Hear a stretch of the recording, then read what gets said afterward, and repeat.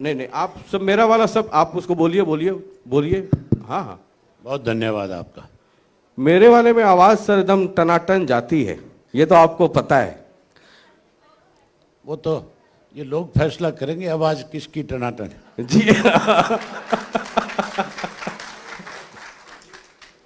स्वास्थ्य ठीक है, सुना है एक बार फिर यात्रा पे निकलने की तैयारी है। उधर राहुल गांधी यात्रा पे निकले हुए हैं, उधर और भी कई लोग यात्रा पे निकले हुए हैं, प्रदेश के कुछ इंडिपेंडेंट एमएलएस भी यात्रा पे निकले हुए हैं। सुना है एक बार फिर आप भी यात्रा पे निकल रहे हैं। हमने तो फैसला बहुत पहले किया था जी, और आज इस प्रदेश को जरूरत है। जब से इस प्रदेश के अंदर भाजपा की सरकार बनी पिछले 5 वर्ष में, और अब इस 3 वर्ष में एक ठगबंधन की सरकार बनी, लोग दुखी हैं, परेशान हैं, लोग बदलाव चाहते हैं। और इसीलिए हमने ये फैसला किया, हमारी पार्टी के सभी साथियों ने, कि इस बदलाव में लोगों की बड़ी भूमिका हो। इसलिए लोगों को प्रदेश के 8 वर्ष के कार्यकाल की जानकारी हो कि सरकार ने 8 वर्ष में क्या किया है, कैसे लोगों को धोखे में रखा। आज भी केवल पोस्टर में, अखबार में या आप जैसे लोगों के चैनल के माध्यम से गुमराह करने का एक प्रयास किया जा रहा है। आपने देखा होगा पिछले 5 वर्ष का जो शासनकाल था, लोगों ने उस 5 वर्ष के बाद जब चुनाव आया था तो जो 75 की बात करते थे उन लोगों को सत्ता से बाहर कर दिया था। ये तो कुछ स्वार्थी लोग थे जिन लोगों ने अपने स्वार्थ की पूर्ति के लिए ऐसे लोगों के हाथ में फिर सत्ता सौंपने का काम किया जिनसे लोग छुटकारा चाहते थे, जिनको लोगों ने सत्ता से बाहर कर दिया था। आज इस 3 वर्ष के अंदर मैं अभी देख रहा था, आपके यहाँ पीछे लिखा हुआ है स्कूल के बारे में, स्कूल के बाद स्वास्थ्य के बारे में लिखा हुआ था। मतलब ये सब अच्छी व्यवस्था होनी चाहिए। सुनो ना, स्कूल, स्वास्थ्य जो लिखा है आपने, जो दिखा रहे हो बैकग्राउंड में, जो सरकार सबसे बड़ी अपनी उपलब्धि मानती है कि हमने शिक्षा में सुधार किया, स्वास्थ्य में सुधार किया, और सत्ता में बैठे लोग रोजगार देने की बात करते हैं। ये तीनों चीज सबसे महत्वपूर्ण होती है कोई भी स्टेट है उसके लिए।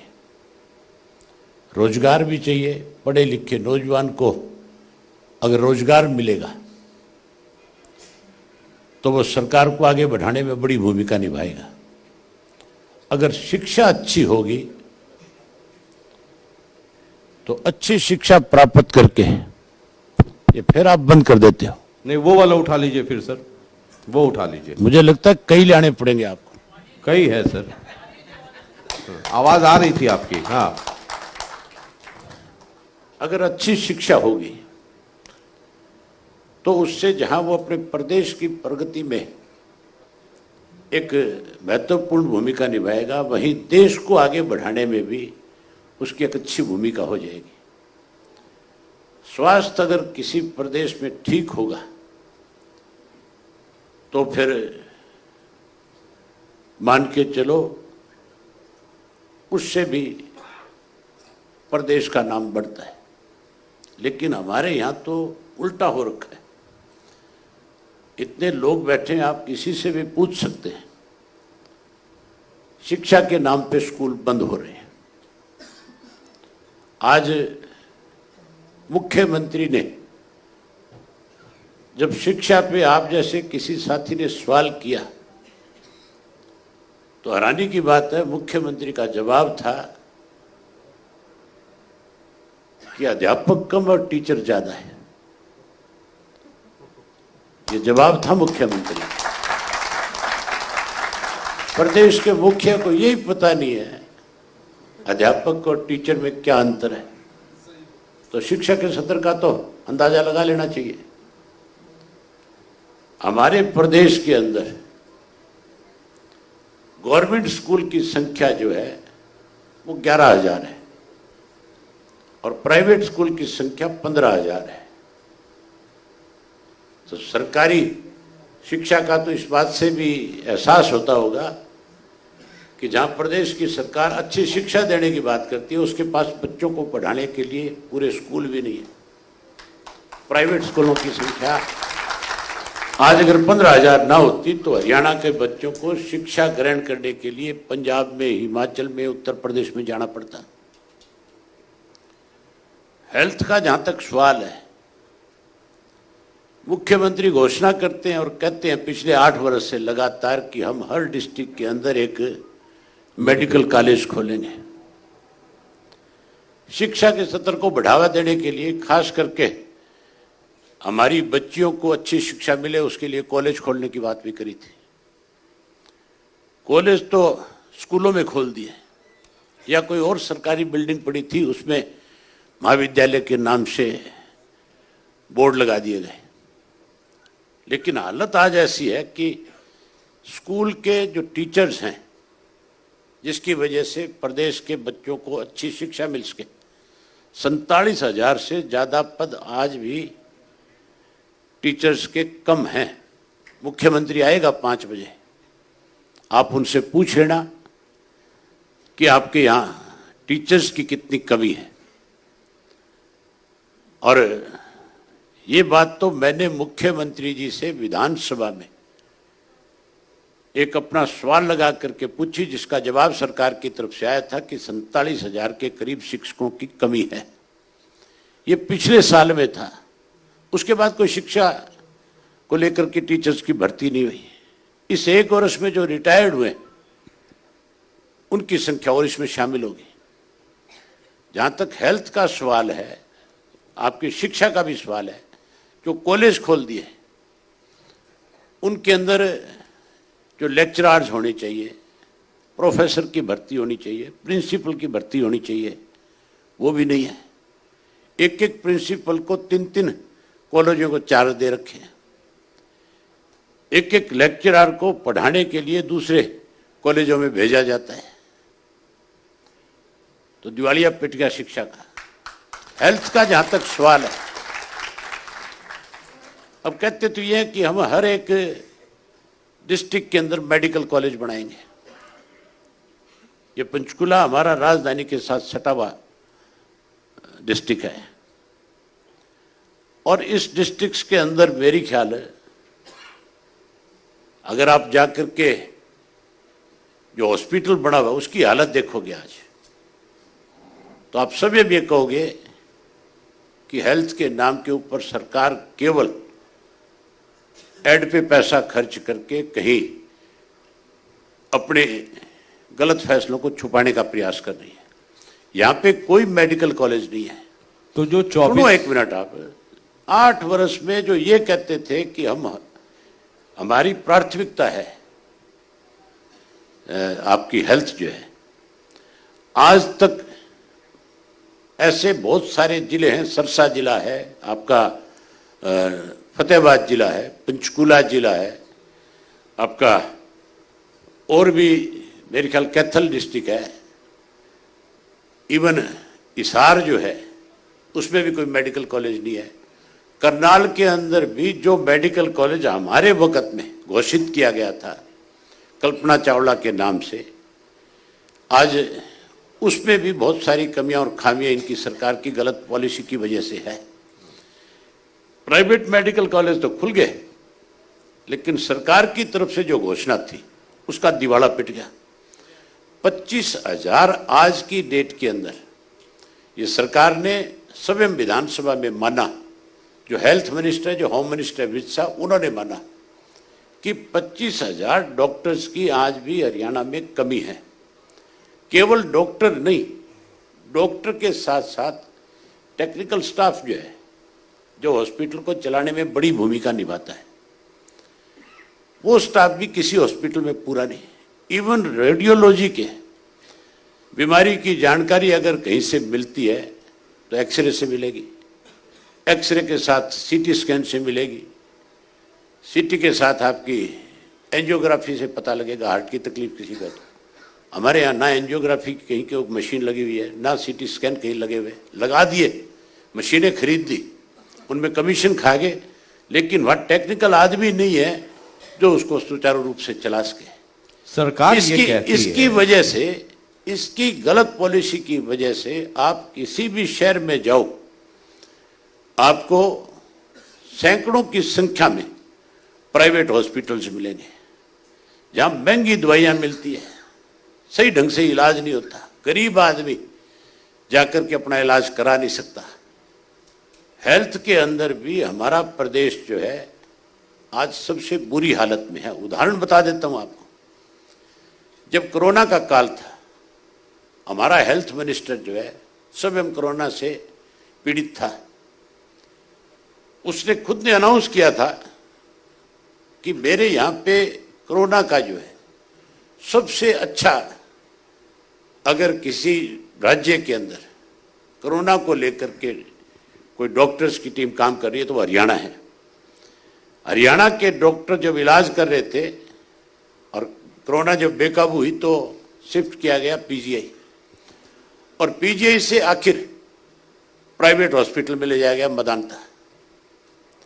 खुद तो इलाज कराने जाते थे मेदांता में, और हरियाणा के अंदर जो कोरोना से पीड़ित लोग थे उनको मरने के लिए छोड़ दिया जाता था सिविल हॉस्पिटल में, जहां उनके खाने का बंदोबस्त नहीं था, दवाइयों का कोई बंदोबस्त नहीं था। इवन ये हालत थी जब कोरोना की पहली लहर आई थी, उस वक्त में डॉक्टर्स के पास पीपी किट नहीं थी। इवन ये जो आपका जो सैनिटाइजर है वो नहीं था, ऑक्सीजन की कमी थी। मुझे कल ही एक जानकारी मिली थी कि इन्होंने वेंटिलेटर खरीदे 500 से ज्यादा, जो आज भी डब्बों में बंद पड़े हैं, जिनको चलाने वाला कोई नहीं है।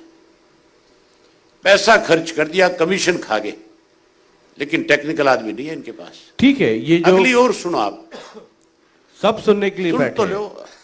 जहां रोजगार की बात है, सरकार सबसे ज्यादा इस बात को लेकर के कि हमने 75% रोजगार उपलब्ध कराएंगे, हम कानून बना दिया हमने, और कहते हैं कि हरियाणा के बच्चों को अब कहीं दूसरी जगह नौकरी और रोजगार के लिए नहीं भागना पड़ेगा। मैं आपको एक उदाहरण बताता हूं। पिछले 8 वर्ष में सबसे ज्यादा हरियाणा के पढ़े लिखे बच्चे जो हैं रोजगार के लिए विदेश जा रहे हैं। हर महीने 500 से ज्यादा बच्चे जो एवरेज जो है ऑस्ट्रेलिया में, कनाडा में, यूरोप के अलग अलग शहरों में स्टडी वीजा के नाम के ऊपर रोजगार तलाश करने के लिए जा रहा है। पर्टिकुलर 3 कम्युनिटी है हमारे प्रदेश के अंदर जिसका हर घर से बच्चा जो आज विदेश में गया हुआ है। रोड कम्युनिटी है जो सबसे मेहनती थी, उनके बच्चे जब रोजगार नहीं मिला हरियाणा प्रदेश में कहीं, तो आज कोई गांव ऐसा नहीं है, कोई घर ऐसा नहीं है जिस घर का बच्चा विदेश में नहीं गया। लबाना सिख जो है उसका कोई घर ऐसा नहीं है, लबाने सिख का, जिसके घर में से पढ़ा लिखा बच्चा, चाहे लड़की है लड़का है, विदेश ना चला गया। अगर रोजगार होते यहाँ पे तो फिर बच्चे विदेश नहीं भागते, अगर अच्छी शिक्षा होती तो बच्चे विदेश नहीं भागते। तो कुल जमा ये समझूं कि 24 तारीख से जो आपकी यात्रा निकलेगी, एक तो नज़र 2024 पे होगी, ठीक है, सारी पॉलिटिकल पार्टीज को तैयारी करनी चाहिए, लोगों को जागरूक करना चाहिए, और जो मुद्दे आप गिनवा रहे हैं ये 24 तारीख से जो आपकी यात्रा शुरू होगी उसमें ये तमाम मुद्दे होंगे। ये नहीं, इसके अलावा इस प्रदेश के अंदर जब से ये सरकार बनी है कितने घोटाले हुए आप अंदाजा नहीं लगा सकते। आता हूं, वो मैंने लिखा हुआ है, 24 भ्रष्टाचार और पारदर्शी सरकार, वो है मेरे एजेंडे में। 24 घोटाले हुए जी। अभी यात्रा, पहले एक बार यात्रा करते हैं, उसके बाद फिर उस पर भी आते हैं, भ्रष्टाचार और पारदर्शिता पे भी आते हैं सर, एक एक करके आते हैं। ये जो आप यात्रा निकाल रहे हैं, कई लोग ये कह रहे हैं, और कई लोग आप समझते हैं जो आपसे मोहब्बत करते हैं, घर के अंदर ही बाहर भी, मैं भी हूं, मैं तो सर सबसे मोहब्बत करता हूं, बेइंतहा इश्क। वो ये कहते हैं कि जो आपके कुछ अपने हैं वो ये कहते हैं कि एक बार यात्रा निकालें, पता चल जाएगा कि यात्रा निकालना कैसा होता है। चलो, कुछ लोगों को हो सकता है मेरी यात्रा से बहुत ज़्यादा तकलीफ हो जाएगी, लेकिन मैंने एक फैसला लिया है कि मैं 24 तारीख से शुरू करूंगा, फरवरी से, और सिंगार गांव से शुरू करूंगा। उस सिंगार गांव की भी अपनी एक पहचान है। भगवान श्री कृष्ण जब कुरुक्षेत्र का युद्ध जीते तो उसके बाद जब कुरुक्षेत्र छोड़ करके मथुरा जा रहे थे तो सिंगार गांव का एक प्राचीन मंदिर था, रात वहां जाकर के रुके और सुबह उस गांव में उन्होंने एक जोड़ था जहां मंदिर है, उस जोड़ के अंदर स्नान किया और वहीं सिंगार किया। तब से उस गांव का नाम सिंगार पड़ा। जहां भगवान श्री कृष्ण ने उसको नाम दिया वहीं उस गांव की एक अलग पहचान और है। उस गांव में सबसे ज्यादा स्वतंत्रता सेनानी है जिन्होंने इस देश की आजादी में बहुत बड़ी भूमिका निभाई। हरियाणा में सबसे ज्यादा स्वतंत्रता सेनानी उसी गांव से है। ठीक है। और आज मेवात का सबसे पिछड़ा हुआ गांव है, केवल इस वजह से कि मौजूदा जो सरकार है उसने अनदेखी करी। ठीक है। कुरुक्षेत्र की बात तो मुख्यमंत्री करता है कि मैं बनारस से भी अच्छा बनाऊंगा, सिंगार की नहीं करता, क्योंकि सिंगार के अंदर मुस्लिम कम्युनिटी के लोग रहते हैं, उनसे ये लोग नफरत करते हैं। मैं भाईचारा प्रदेश का बढ़े इसके लिए हर कम्युनिटी के लोगों को इस यात्रा के माध्यम से जोड़ने का काम करूंगा, भाईचारा कायम करवाऊंगा। आपकी यात्रा और राहुल गांधी की यात्रा वो भी भारत जोड़ लें, आप हरियाणा जोड़ लें।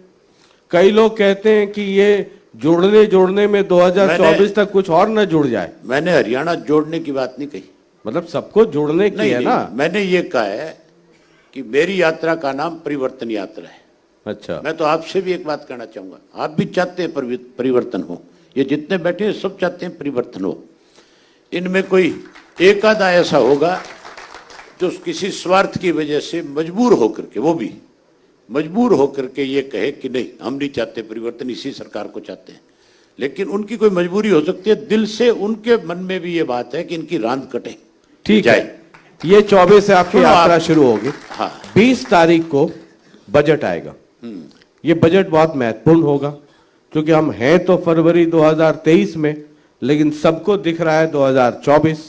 इस बजट से क्या उम्मीद करते हैं आप बड़ी हैरानी मानेंगे, आपको शायद हमारे प्रदेश की, आप इंटरेस्ट तो बहुत रखते हो इस प्रदेश में, आप हर वक्त इस कोशिश में रहते हो कि यहाँ की छोटी से छोटी बात की जानकारी आपकी हो, आप बारीकी तक जाना चाहते हो।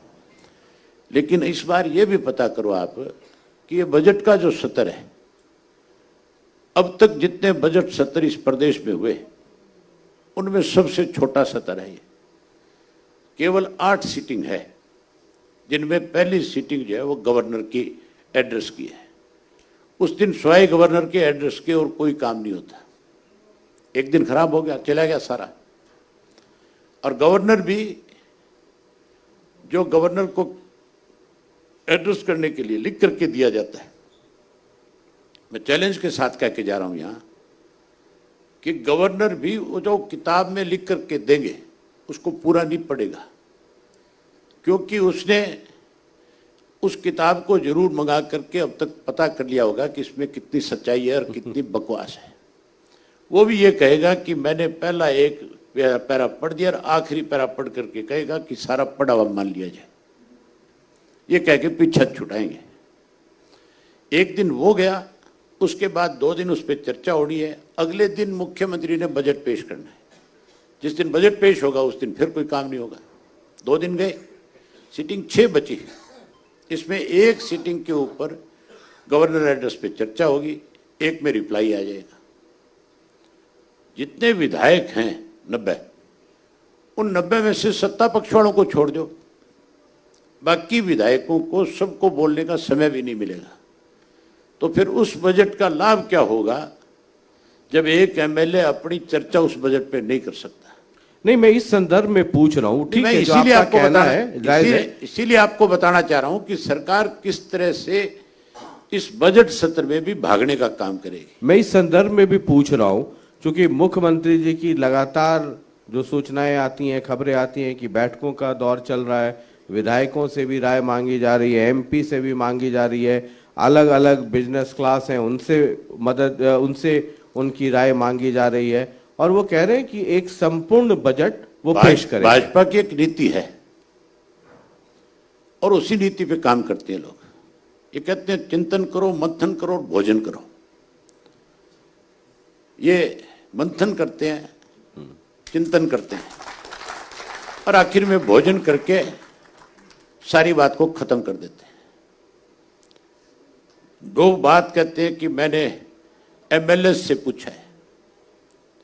अगर मुख्यमंत्री जी बजट के बारे में एमएलए से पूछते तो विधानसभा का सदस्य तो मैं भी हूं और सीनियर मेंबर्स में हूं, मुझे भी फोन करके इत्तला करते या मुझे भी कोई अधिकारी के माध्यम से। नहीं, पिछली बार भी जब बजट पढ़ रहे थे सुन लो आप, तो उन्होंने कहा था कि ये फलाने एमएलए हैं, फलाने इलाके से आप हैं। पहले बात तो सुन ले मेरी। अपने जो इनके बीजेपी के उनको बुला करके कहेंगे कि ये बजट है, हमारे से पूछो। जो विपक्ष में है उनसे बात करो। आप विपक्ष में बहुत सारे ऐसे एमएलए हैं जो एक्स एमएलए हैं आज की तारीख में, जिनको इस बारे में बहुत सारी जानकारियां होती है। आपने उनसे चर्चा करी, आपने कहा कि हमने एमपीओ से चर्चा करी, तो तेरी पार्टी के एमपी से चर्चा कर ली होगी, किसने रोका भाई? आप उन लोगों से चर्चा करो जो लोग इसके ऊपर आपको कोई अच्छी राय दे सके। इन्होंने किसान बुलाए। हैरानी की बात है कि हरियाणा के अलग अलग जिलों से 2-2, 3-3, 4-4 किसानों को बुला लिया कि किसानों से चर्चा कर रहे हैं। और जब किसान ने इस पे चर्चा करनी शुरू करी तो मुख्यमंत्री खड़े होकर के चले गए और अपने 2-4 अधिकारियों को छोड़ के कि तुम इनसे चर्चा कर लो। किस लिए बुलाए यहाँ पे? ये कहते हैं कि हमने जिला परिषद के मेंबरों को, पंचायत के जो सरपंच हैं उनको, ब्लॉक समिति के मेंबर्स को बुलाया, जिनको सबसे ज्यादा अख्तियार देने की बात करते थे। आज वो सारे सड़कों पे खड़े हैं। आ रहा हूँ, ई टेंडरिंग और पंचायत पे आ रहा हूँ मैं। आपने भी एक बात की थी भ्रष्टाचार की। सरकार लगातार 8 साल से कह रही है कि ये न खर्ची पर्ची वाली सरकार है, पारदर्शिता बहाल रखने वाली सरकार है, और जो आप लोग ऑपोजिशन के लोग कहते हैं कि ये पोर्टल वाली सरकार हो गई है, ये ई टेंडरिंग वाली हो गई है। सरकार के लोगों का कहना है कि ये करप्शन खत्म करने का ये सब तरीका है। आप मुख्यमंत्री आएंगे, उनसे पूछना, इस प्रदेश में 2 दर्जन से ज्यादा घोटाले हुए हैं और मैंने विधानसभा में सबूत के साथ मुख्यमंत्री के सामने दस्तावेज पेश किए कि आपके राज बनने के बाद धान का घोटाला हुआ। और धान का घोटाला छोटा नहीं है, आपको भी समझ में आना चाहिए। आप ये पूछना कि आप सिर्फ ये बता दो कि नमी के नाम के ऊपर जो 200 से 250 रुपया प्रति क्विंटल के हिसाब से किसान की जेब से निकाल करके और लिया जाता है, वो किसके खाते में जा रहा है? नमी के नाम पे पैसा लेती है सरकार, 200 रुपये क्विंटल से लेकर के 250 रुपये तक। वो ये पूछ लो कि मिलर के खाते में गया या जो एजेंसी खरीद कर रही है उसके खाते में गया या वो सरकार के खाते में आ गया या कोई बिचौलिया ले गया। हमने ये बात पूछी मुख्यमंत्री से कि आप केवल ये बता दो कि कहां है वो पैसा जो हजारों करोड़ रुपया बनता है हर साल। मुख्यमंत्री का मैं जांच कराऊंगा। आप पूछना जांच होगी क्या? 8 वर्ष बीत गए, जांच तो हम कराएंगे। जब ये सत्ता से बाहर होंगे और हम सत्ता में होंगे, हम इसकी जांच कराएंगे और जो लोग इसके लिए दोषी होंगे, चाहे वो किसी बड़े पद पे रहो, उनके खिलाफ सख्त कार्रवाई करेंगे। उसके अलावा शराब का घोटाला बात सुनो, उसमें मुख्यमंत्री ने स्वयं ने, होम मिनिस्टर ने तो कहा था मैं एसआईटी का गठन करूंगा, लेकिन कैसे उन शराब माफियों को, शराब माफिया खड़ा करने वाले लोगों को बचाया जाए, उसके लिए एससीटी का गठन कर दिया, जिसके अंदर 3 अधिकारी लगाए गए। टीसी गुप्ता उसका चेयरमैन बनाया गया। उसको कहा गया कि इसकी जांच करके रिपोर्ट दो। टीसी गुप्ता ने अपनी रिपोर्ट बनाई, रिपोर्ट बना करके सरकार को सौंप दी। सरकार उसकी रिपोर्ट से संतुष्ट नहीं हुई और उन्होंने एक और जांच बैठा दी जो विजिलेंस से करवाई गई। विजिलेंस का जो डीजी था उस वक्त का, उसके साथ 2 आईपीएस अफसर लगाए गए।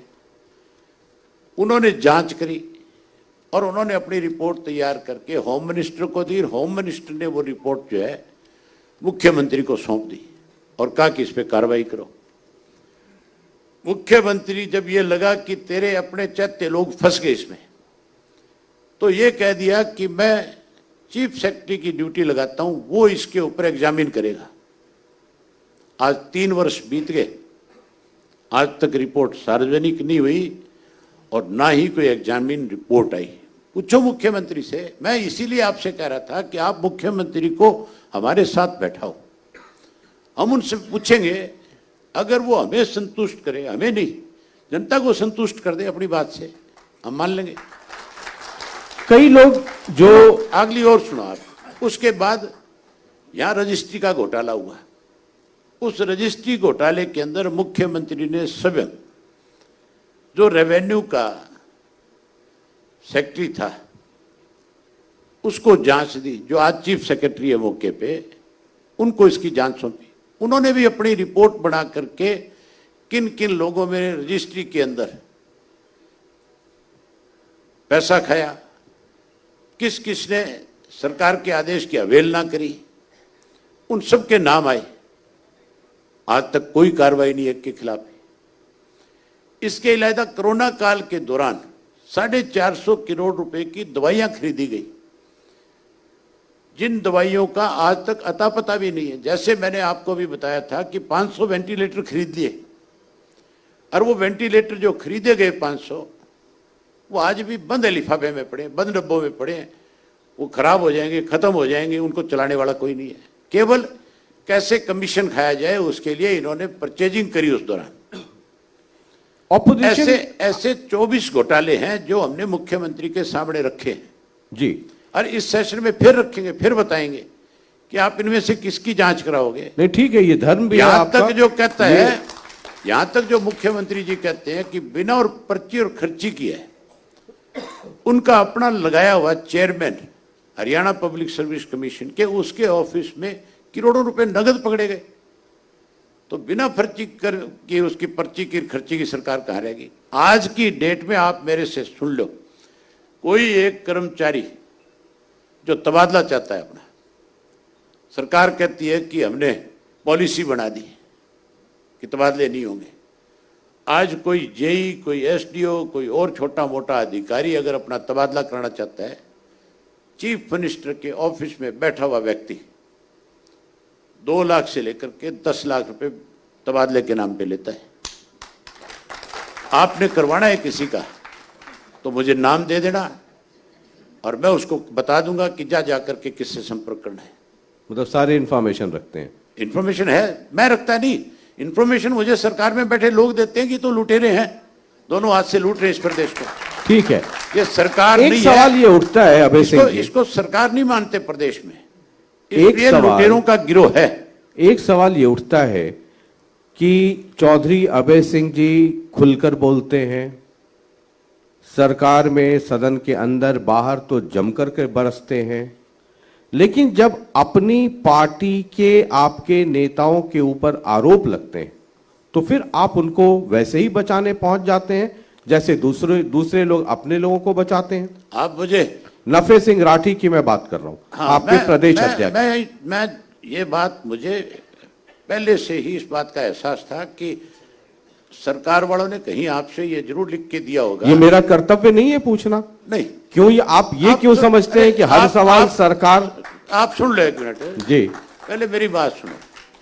अगर आप ये कहते हो कि मेरा कर्तव्य नहीं है, फिर तो आप ये सवाल मेरे से करते नहीं।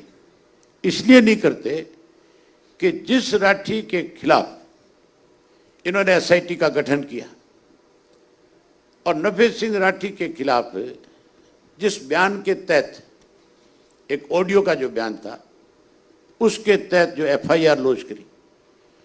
आप इस सरकार में बैठे लोगों से ये पूछो कि ऑडियो जब आई थी तब एफआईआर लॉन्च करी।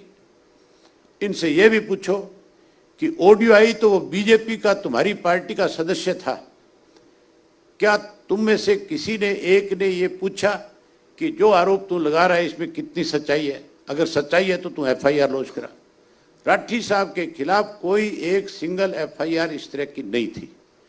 इसीलिए नफे सिंह राठी जब एंटीसिपेटरी में गए बेल के लिए, अगर कोई सच्चाई होती तो एंटीसिपेटरी थोड़ी होती, फिर तो राठी के खिलाफ कार्रवाई होती। जो इन्होंने मुकदमा दर्ज किया 306 के तहत, उसमें आप किसी के वारंट नहीं लेते।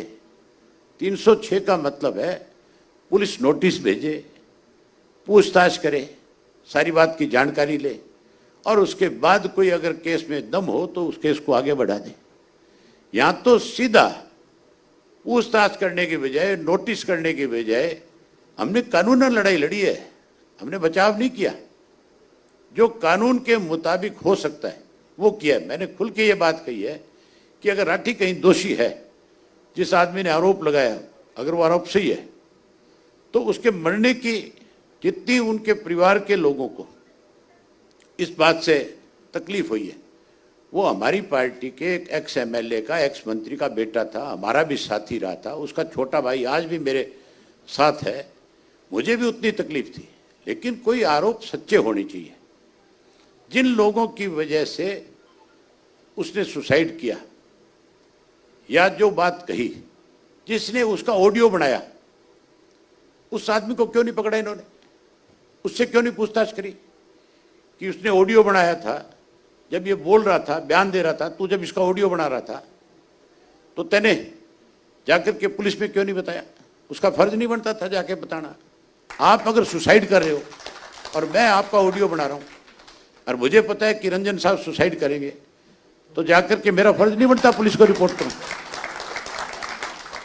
बनता है कि नहीं बनता है? नहीं बनता है। तो फिर इनसे पूछो कमबख्तों से कि जो लोग एक्चुअल में दोषी हैं उनके खिलाफ क्या किया तुमने? मेरा सवाल मॉरल ग्राउंड पे था। आप उस एसपी से पूछो, झज्जरवाड़े से, कि तेरे पास किसके टेलीफोन आए राठी को अरेस्ट करने के लिए? किसका प्रेशर बना तेरे ऊपर? तैने तेरी जिम्मेवारी जब एसआईटी बना दी थी तो उस एसआईटी ने क्या पूछताछ करी, क्या नोटिस किया? क्या एसआई ने अपनी रिपोर्ट में यह लिखा कि भाई राठी इसके लिए दोषी है? ये कार्रवाई करने की बजाय इन्होंने सीधा जो है राठी के खिलाफ वारंट लिए कोर्ट से। हमें इसलिए मैंने ये मुद्दा इसलिए उठाया कि सर जब दूसरे के घर में मैं किसी कोई भी ऐसे इंसिडेंट व्यक्ति होता का है, मैं किसी भी ऐसे व्यक्ति का पक्षधर नहीं हूं जो कानून को अपने हाथ में ले और जो कोई हमारी पार्टी को कोई गलत काम करके, क्योंकि मैं अदालत नहीं हूं, मैं उस सही और गलत का फैसला नहीं कर सकता। नहीं कर सकते, लेकिन कानून की जानकारी आपको भी होनी तो चाहिए। वो यहाँ बहुत सारे वकील बैठे हैं, वो आप उनसे पुलिस पूछ सकते हैं। वो पुलिस ना तय करेगी ना। मैं तो मॉरल ग्राउंड पे बात कर रहा हूं कि जब दूसरी पार्टी में कुछ होता है तब तो कहते हैं कि अच्छा, आप मुझे एक चीज बता दो ना, राठी का तो आपने पूछ लिया, मुख्यमंत्री से पूछोगे संदीप सिंह का? आपने मेरे इंटरव्यूज नहीं देखे? नहीं, मैं पूछोगे क्या? आपने मेरे इंटरव्यूज नहीं देखे? आप अभी बैठे तो आपसे पूछूंगा, तो जब मुख्यमंत्री होंगे तो मुख्यमंत्री से पूछूंगा। सर पूछने में कोई कोताही तो है नहीं। क्यों नहीं छुआ? जिसके ऊपर एक लड़की ने यह आरोप लगाया कि इसने मेरे कपड़े फाड़ लिए, मुख्यमंत्री उसको क्लीन चिट दे रहा है। इससे ज्यादा बड़ी शर्म की बात क्या होगी? एक प्रदेश का मुख्यमंत्री ऐसे लोगों का पक्ष कर रहा है जो लोग लड़कियों की इज्जत से खिलवाड़ करते हैं, जो सिर्फ इस चीज का फायदा उठाता है कि ये मेरी कर्मचारी है, मैं इसको डरा लूंगा, मैं इसको धमका लूंगा, मैं इसको तबादले का, इसको सस्पेंशन का, इसको इस तरह का भय दे करके जो मर्जी इसके साथ कर लूंगा। क्या किया मुख्यमंत्री ने इसमें? वो सर उनसे पूछूंगा मैं। पूछना था मुख्यमंत्री से, मैं यहीं बैठ जाऊंगा और पूछ आज 5 बजे मुख्यमंत्री आएगा, मुझे बुला लेना। और पूछता भी रहता हूं मैं। आपने इंटरव्यूज आप भी जानते हैं, ये माइक लेकर के भले ही आप ना बोले, आपको भी पता है कि नीम के पत्ते सबके लिए होते हैं, वो सिर्फ ना उनके लिए नहीं होते। आप कहीं ना कहीं एक बहुत चर्चा है, एक बहुत जबरदस्त चर्चा है कि क्या आईएनएलडी अगले विधानसभा चुनाव में कांग्रेस के साथ मिलकर चुनाव लड़ सकती है? सोशल मीडिया का जमाना है। पहले मुझे आप ये बताओ, ये खबर आई कहां से आपके पास? सोशल मीडिया पे मैंने बहुत देखी ये खबर वायरल। मैंने तो नहीं देखी, मैं भी सोशल मीडिया देखता हूं। मैं भी देखता हूं, तो हो सकता है आपसे ज्यादा देखता हूंगा मैं। ये एक बहुत चर्चा थी कि क्या कांग्रेस और आईएनएलडी अगला चुनाव साथ लड़ेगी। ये आपने कैसे कह दी ये बात? इसलिए तो आपसे पूछ रहा हूं। कांग्रेस वाले तो एक प्रचार और में लगे। सोशल मीडिया पे बहुत तरह की गलत खबरें, भ्रामक खबरें, र्यूमर्स सब होती है। अब आप सामने हैं तो इससे बेहतर क्या होगा? आप मेरी बात सुने, कांग्रेस वाले तो एक और प्रचार में लगे हुए हैं। कांग्रेस वालों क्या जो सोशल मीडिया है वो सारा दिन एक ही प्रचार करता है कि अब की बार तो दुष्यंत ने इन्होंने इनकी सरकार बना दी और अगली बार अभय सिंह बनवा देगा। क्या अभय सिंह इतना कमजोर आदमी नहीं है। अभय सिंह अगर अपने बुलबुत्ते पे अपनी सरकार नहीं बना सका तो किसी का समर्थन करने नहीं जाएगा, समर्थन कोई देने आएगा तो बात करेगा। तो मतलब ये मानूं कि आईएनएलडी अकेले चुनाव लड़ेगी? बिल्कुल। या कहीं अब तो आपको समझ आ जानी चाहिए। 2024 में आप कह देंगे कि ये वक्त की मांग थी।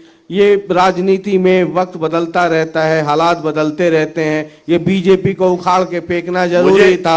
ये अरविंद केजरीवाल भी कहते हैं कई बार। सुन तो लो, मुझे आपने इस तरह से गिड़गिड़ाते कहां देखा? कभी देखा? जो बात करनी है मुंह पे कहता हूं, ठोक के कहता हूं। तो मतलब अगला चुनाव आईएनएलडी अकेले? हाँ, अकेले अपने दम पे लड़ेंगे और अपने दम पे सरकार बनाएंगे। ठीक है। आईएनएलडी ने कोई पहली बार सरकार बनानी है क्या? हमने पहले नहीं बनाई। हमने इस देश के अंदर प्रधानमंत्री के पहले भी तो आपने सरकार बनाई तो किसी न किसी का साथ लिया था ना सर? किसका साथ लिया आप बताइए?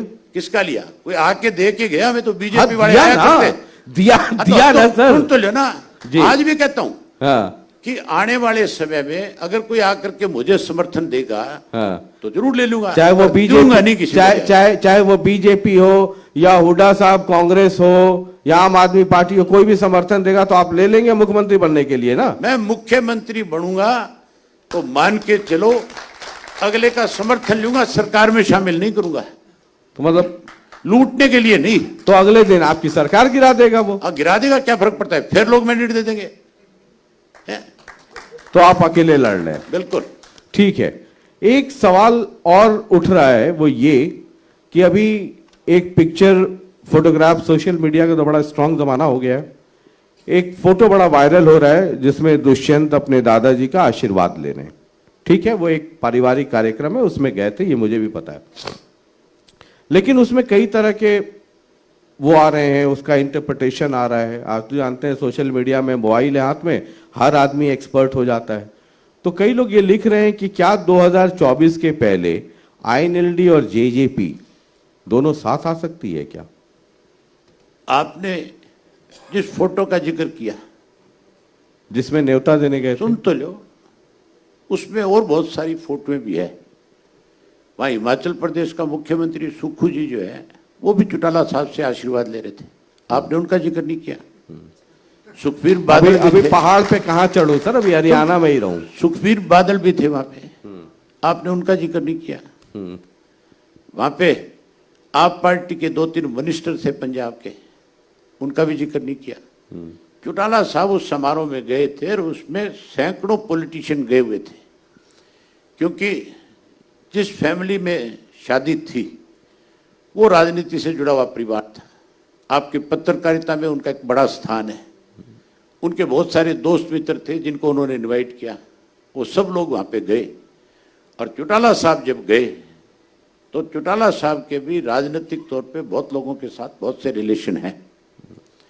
राजनीति में कोई किसी का दुश्मन नहीं है,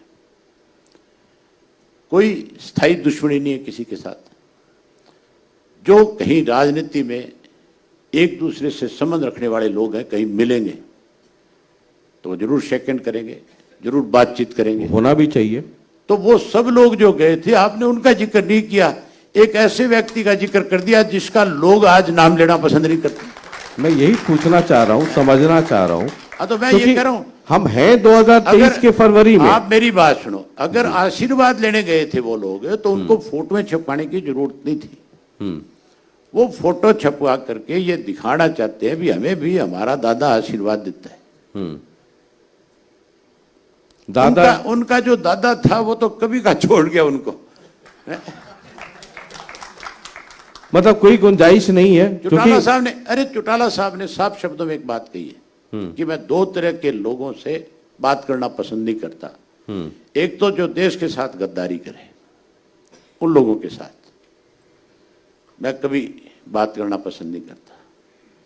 एक जो पार्टी के साथ गद्दारी करे, मैं उन लोगों को पसंद नहीं करता।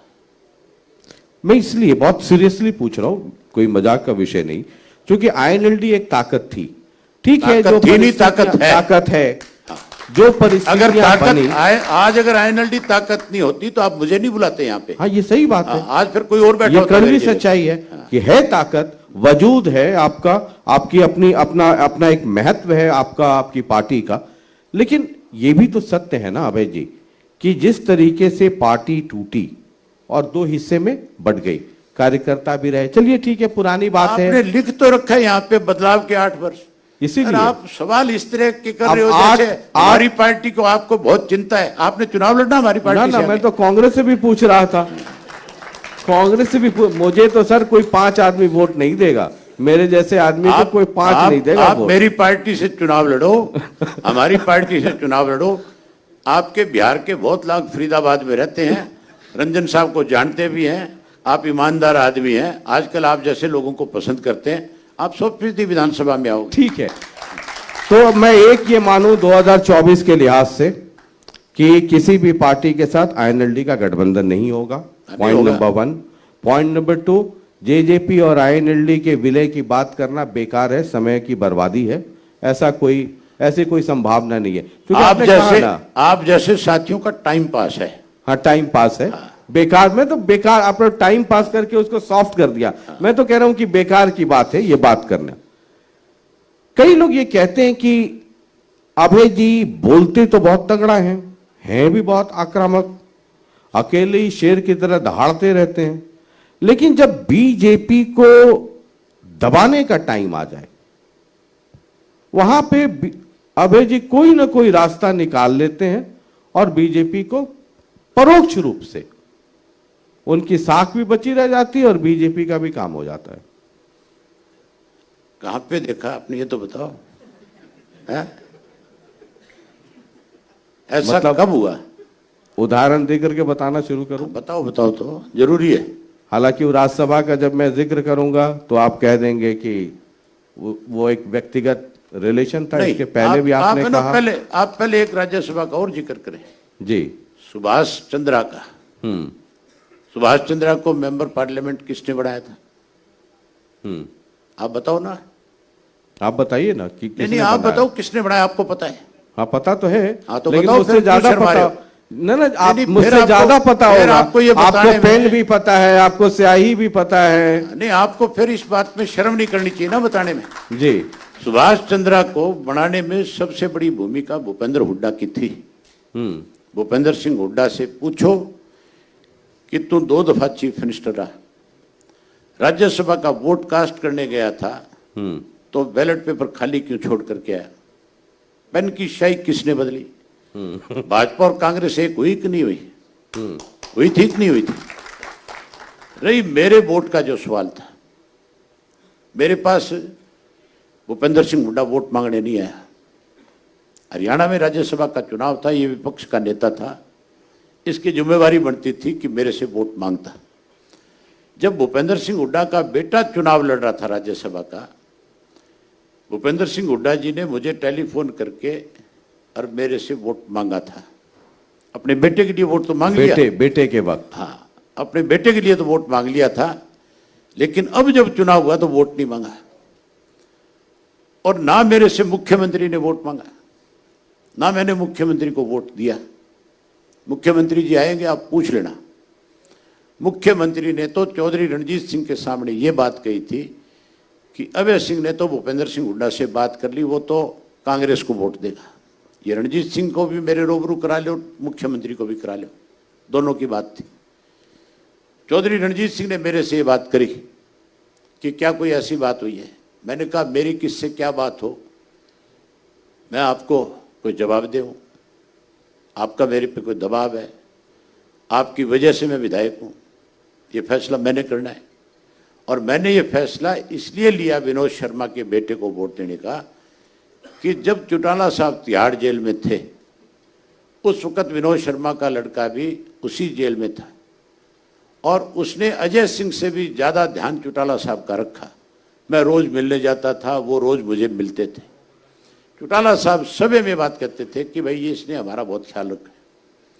मैंने चौटाला साहब से बात करी थी इस बारे में कि आज ये परिस्थितियां हैं, मैं भाजपा को वोट नहीं देना चाहता, ना मैं कांग्रेस के पक्ष में जाना चाहता, मैं भी मना कर सकता था वोट देने से, लेकिन विनोद शर्मा का लड़का जो था वो इंडिपेंडेंट कैंडिडेट था और उसने आकर के मुझसे ये कहकर वोट मांगा था कि हम इंडिपेंडेंट हैं, हमें तो वोट फलां लोग दे रहे हैं, हम तो आपसे आपका वोट लेने के लिए आए। मैंने कहा भी आपका एहसान है, मैं हर हालत में आपको वोट दूंगा, एहसान उतारूंगा। क्या गलत किया? ठीक है, ये क्या गलत किया ये बताओ। ना ना ठीक है, ये तो सफाई आपकी पहले भी नहीं फिर जब पहले थी आपको पता तो फिर क्यों क्वेश्चन किया? नहीं, मैं तो हर बार पूछूंगा, हर बार। नहीं फिर तो क्वेश्चन खत्म हो गया ना। ये बताइए, आप मानते भी हो कि बिल्कुल ठीक है, ये बताइए, फिर उसके छेड़खानी करवाई जाती है आपसे। ये बताइए कि हरियाणा में असली ऑपोजिशन है कौन? अभय सिंह चौटाला INLD या भूपेंद्र सिंह हुड्डा कांग्रेस, ये फैसला या आजकल आम आदमी पार्टी भी है या दूसरी पार्टियां भी हैं? फैसला मैं नहीं कर सकता, ये फैसला आप भी नहीं कर सकते। ये आम जनता जो है वो इस बात का फैसला करती है कि कौन अपोजिशन है, कौन आज हमारी बात को अच्छे तरीके से सत्ता के सामने रख सकता है, सत्ता को मजबूर कर सकता है। आप आना, विधानसभा का सेशन शुरू होगा, आज जो सेशन यहाँ कर रहे हो विधानसभा में आके हमारा भी देख लेना, आपको पता लग जाएगा कि कौन प्रदेश के लोगों की जो आज कठिनाई है उसके लिए सरकार को आगाह कराता है और मजबूर करता है, किस तरह से सरकार उसके आगे भागती है। क्योंकि भूपेंद्र सिंह हुड्डा कहते हैं कि अभय सिंह चौटाला जी परोक्ष रूप से बीजेपी की मदद करते हैं, आप कहते हैं कि भूपेंद्र सिंह हुड्डा बीजेपी को बचाए फिरते हैं। ये तो आप भी मानते हो कि हुड्डा ने बचाया बीजेपी को, तो आप मानते हो, आपने भी मानी है सुभाष चंद्रा की बात, मानी कि नहीं मानी? 2024 की तस्वीर कैसे देखते हैं? पूछ रहा हूं भी सुभाष चंद्रा को राज्यसभा का मेंबर बनाने में भूपेंद्र सिंह हुड्डा का हाथ था कि नहीं था? आप ये बात मानते हो या नहीं मानते हो? अब आपकी बोलती बंद होगी। 2024 कैसे देखते हैं आप? बता दिया मैंने आपको 2024 के बारे में। हमारी पार्टी अकेले चुनाव लड़ेगी, हम लोगों के भरोसे से 100% सरकार बनाएंगे।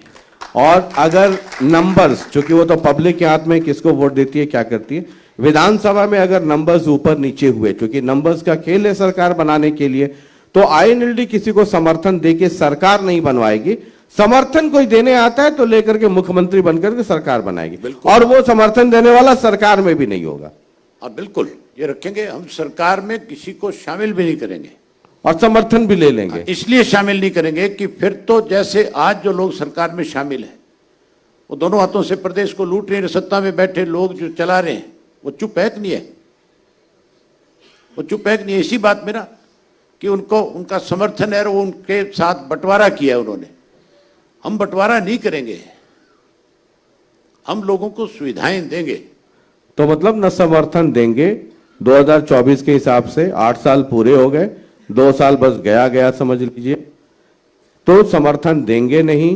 समर्थन कोई देने आता है तो ले लेंगे, लेकिन वो सरकार में शामिल नहीं होगा और चुनाव अकेले लड़ेगी INLD। बिल्कुल। बहुत बहुत शुक्रिया सर इस बातचीत के लिए, बहुत धन्यवाद। और समय निकालने के लिए बहुत बहुत शुक्रिया, और सोशल मीडिया के बहुत सारे कंफ्यूजन को भी दूर करने के लिए। आप एक सवाल छोड़ गए, बता दीजिए कौन सा? जो आप टेंडरिंग की बात करते थे। अच्छा हाँ ठीक है, वो दिमाग से निकल और मुख्यमंत्री जी आएंगे। नहीं एक सवाल वो मेरे सही है, दिमाग से निकल गया। टेंडरिंग और पंचायत, उसमें 3 सवाल है। एक तो है कि जो मंत्री है वो ये कह रहे हैं राइट टू रिकॉल वाली बात, उनके फाइनेंशियल लिमिटेशंस की बात और टेंडरिंग की बात, ये तीनों मसले अभी बहुत ज्यादा गर्म है। बातचीत के दौर में वो निकल गया, मैं उस पर आना चाहता था, माफी के साथ। इस पे आपका स्टैंड? जो बात मंत्री कहता है, आज हालत ऐसी है कि उसके जो सहयोगी है, चाहे बीजेपी के हैं, चाहे इंडिपेंडेंट हैं, चाहे वो उसकी अपनी पार्टी के एमएलए हैं, वो भी आज खुल करके विरोध कर रहे हैं इस बात का। मुझे एक बात आप मुख्यमंत्री से भी पूछना, ये कहते हैं कि हमने 2 लाख रुपए से ज्यादा जो है, आइए, नमस्कार नमस्कार जी क्या हाल है सर, कंटिन्यू रखें लाइव सर। जो बात मुख्यमंत्री कहते हैं 2 लाख रुपए की, कि उसके ऊपर ही टेंडर होगा। पहले जो जितने भी पंचायत के काम होते थे, क्या सरपंच अपनी मर्जी से किसी को ठेका देता था? पहले भी यह सिस्टम था। पहले कोई भी काम जो पंचायत का होता है, चाहे कोई गली बने, चाहे कोई कमरा बने, चाहे कोई आपकी चौपाल बने, कोई काम पंचायत का हो, चाहे वो 10 लाख का हो, 20 लाख का हो, उसके लिए भी जेई को बुला करके सरपंच जो है रेजुलेशन पास करके कहता था कि इसका एस्टीमेट बनाओ। उसका एस्टीमेट बनता था, वो एस्टीमेट बन करके एसडीओ के पास भी जाता था, एसडीओ के बाद एक्शन के पास जाता था। ई टेंडरिंग में भी वही होना, आप सुन तो लो ना, डायरेक्टर के पास भी जाता था, और उसके बाद उस काम को मंजूरी मिलती थी। तो ये ई टेंडरिंग क्यों लिखा? नहीं नहीं, तो ई टेंडरिंग वो डिजिटल हो जाएगा सर, उसमें दिक्कत क्या है? अरे आप सुनो ना, दिक्कत है। आप कहते हो दिक्कत क्या है उसमें? उसमें दिक्कत सबसे बड़ी ये है कि आज जो ई टेंडरिंग वाला है, उसमें पंचायत का जो पैसा है, उस पैसे में से 20% पैसा जो है वो जीएसटी में जाएगा। जाएगा कि नहीं जाएगा? ये सरकार उस पैसे को खाना चाहती है, जो हमारी पंचायतों का पैसा। नहीं, जीएसटी तो तो जीएसटी अगर 2 लाख से ऊपर के काम में जीएसटी लेना पड़ेगा। हाँ तो लेना पड़ेगा। तो आप ई टेंडर कीजिए या ना कीजिए, अगर 2 लाख के ऊपर का एक्सपेंस है, वॉचर है, तो उसमें देना पड़ेगा सर। नहीं देना पड़ेगा, पहले नहीं लगता था। पहले तो जीएसटी था ही नहीं। तो ई टेंडरिंग के, अरे जीएसटी बीच में था भाई, क्यों नहीं था? जीएसटी तो इनकी सरकार बनने के बाद लागू हो गया था। मतलब जब बहुत पहले तो नहीं था ना सर। मैं अच्छा, मैं नंबर ये समझना चाह रहा हूँ, आप लोग बहुत सीनियर लोग हैं। ये बता दो, आप सरकार का पक्ष तो ले रहे हो, आप ये बता दो। आप मैं ये इस भ्रम में मत रहिए, मैं किसी का पक्ष ले भ्रम नहीं, आप तो सरेआम कह रहे हो। मैं ये समझना चाह रहा हूँ कि जब डिजिटल फॉर्मेट में हम लोग सब लोग जा रहे हैं, जो चीज पहले हो रही थी, दिक्कत क्या है? आप मुझे एक चीज बताओ, जो चीज पहले हो रही थी, आपने ये कहा कि हम पंचायतों को ज्यादा अधिकार देंगे। आप अधिकार दे रहे हो, खत्म कर रहे हो। आपका मंत्री जो है वो ये कहता है, मुख्यमंत्री जो है चुने हुए प्रतिनिधियों को कहता है कि चोर है ये। कहता है कि नहीं कहता है? फिर इसका मतलब अगर चुना हुआ सरपंच चोर है तो मुख्यमंत्री भी चोर है और उसका मंत्री भी चोर है। वो कैसे चोर नहीं होंगे फिर?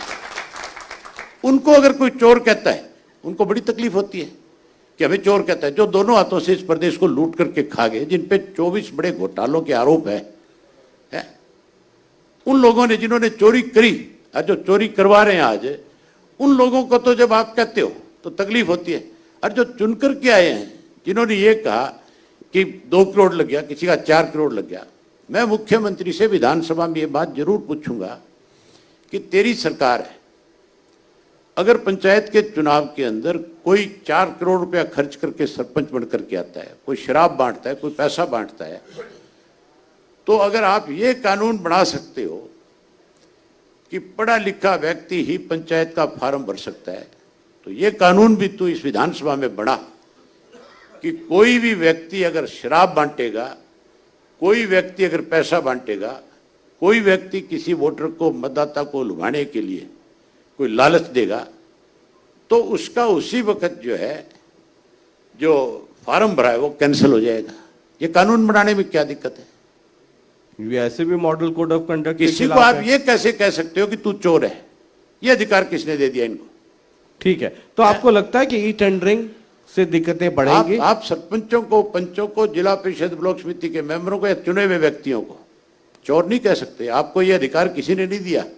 आप ठीक है, आप सत्ता में हैं, आप मंत्री बन गए, मुख्यमंत्री बन गए, और मुख्यमंत्री और मंत्री भी लोगों के बनाए हुए नहीं, थोपे हुए हैं।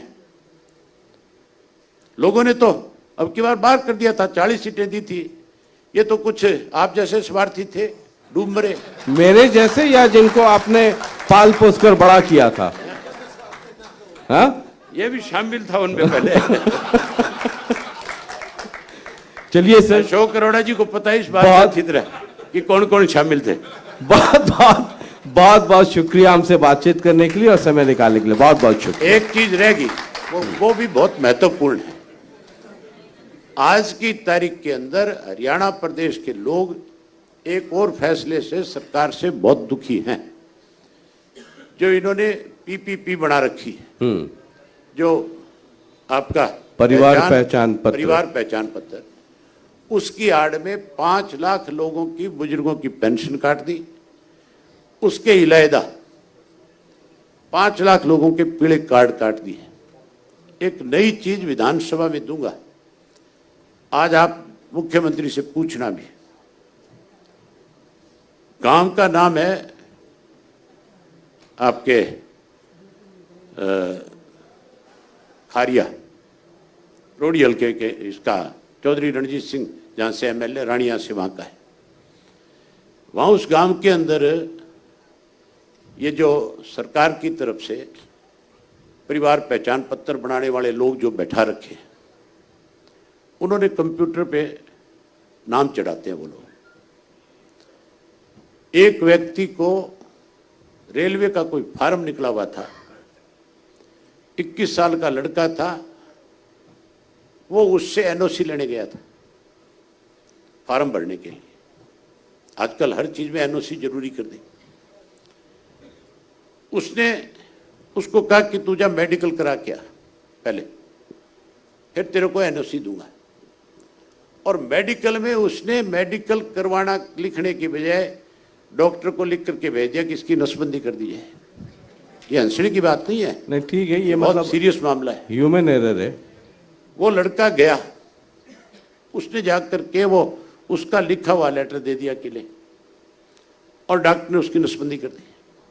21 साल का बच्चा जो अब तक मैरिड भी नहीं था, उसकी नसबंदी कर दी। उसको पता नहीं लगा, वो घर आ गया। घर आने के बाद जब उसको कोई छोटी मोटी तकलीफ हुई तो उसने दोबारा डॉक्टर के पास जाकर के पूछा भी मेरे को ये तकलीफ होगी, तो डॉक्टर ने उसको बताया भी। उसने पूछा भी मेरा किया क्या आपने? उसने कहा मैंने तो तेरी नसबंदी कर दी। तो इस पीपीपी की वजह से लोगों की नसबंदी भी शुरू होगी। वो तो सर एक ह्यूमन एरर भी हो सकता है ये ना, इसको मतलब। तुम ह्यूमन एरर करते हो, ये खुद करवा लेना फिर सारे। चलिए sir, thank you very much. और अभय सिंह जी हैं, अपने अंदाज के लिए जाने जाते हैं और जानदार शानदार तो मैं कहता ही हूँ। हालांकि ये भी जानते हैं कि मैं नीम के पत्ते वाला हूँ, लेकिन जब माइक लेते हैं तो ये कहेंगे ये आपने सरकार का प्लांट कर दिया सवाल, ये तमाम चीजें। अकेले में मिलते हैं तो कहते हैं कि ना ना आप तो दमखम वाले हैं। बात आप सही ना है। इस सरकार वालों के लिए नीम के नहीं स्टीविया के पत्ते रखते हो। ठीक, बहुत बहुत शुक्रिया, थैंक यू। बहुत बहुत धन्यवाद श्री अभय चौटाला जी, प्रधान महासचिव INLD। और मैं आग्रह करूंगा शशि रंजन जी से कि अभय चौटाला जी को प्रतीक चिन्ह और अंग वस्त्र भेंट कर सम्मानित करें। और बहुत बहुत धन्यवाद अभय चौटाला जी, आपने समय निकाला और इस मंच पर आए। एक बार तालियां बजाकर अभिनंदन कीजिए अभय चौटाला जी, प्रधान महासचिव INLD।